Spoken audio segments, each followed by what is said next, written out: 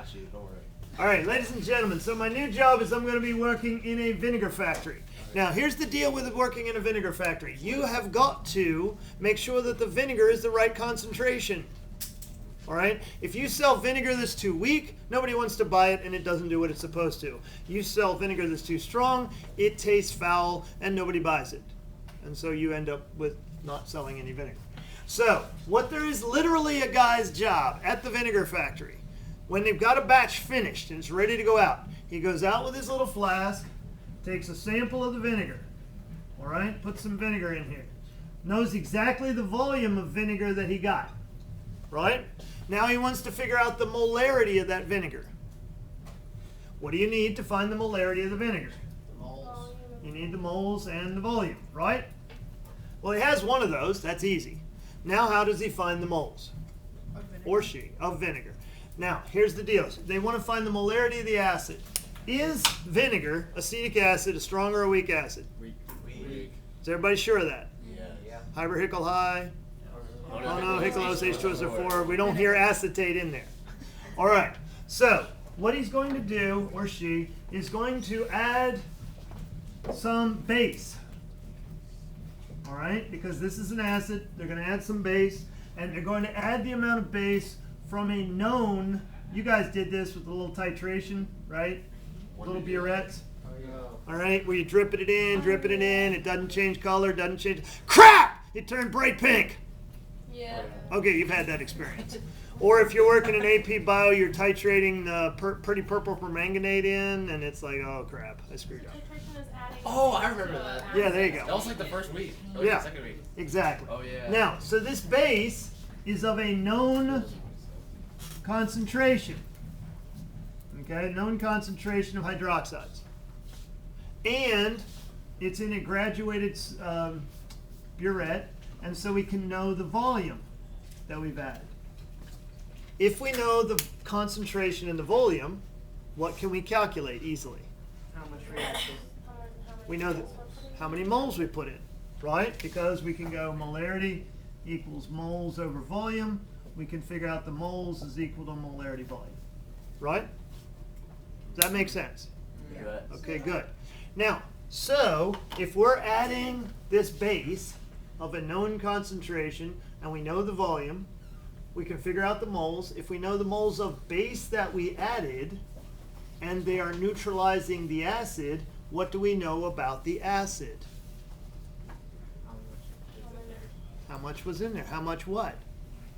Concentration. How many moles? Not the concentration, not directly. We're going to have to calculate that. But we can get the moles directly, right?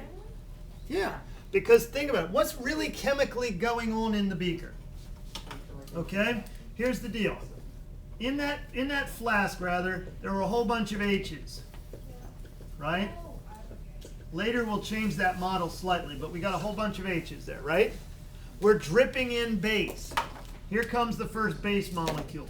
What does it do? Water. It grabs an H And it makes some water. and it makes a Ho, right? Okay.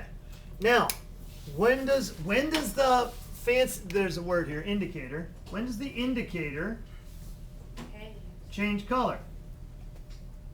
What's all the hydrogen base? When the solution goes from being an acid to being a base. And when's that going to happen? Well, as long as there are H's in here comes another OH, reacts with them, keeps going. As long as there are H's in here to kill off the OH's, it stays acidic. When I add exactly the right number of base molecules of hydroxides, it'll neutralize the vinegar, right?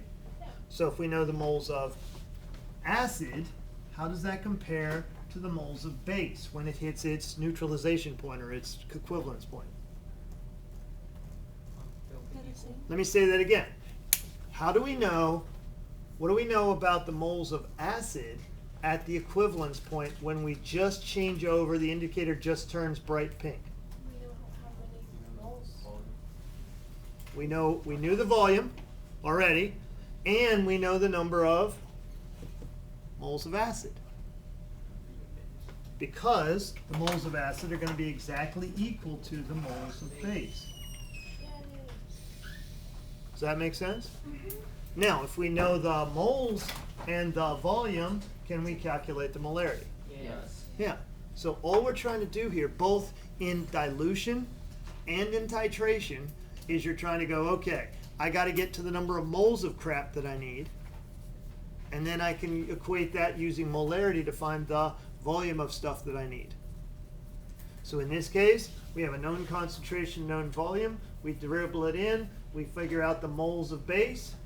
They're going to be exactly equal to the moles of acid. And then with the known volume, we can find the molarity. Does that work? Yes.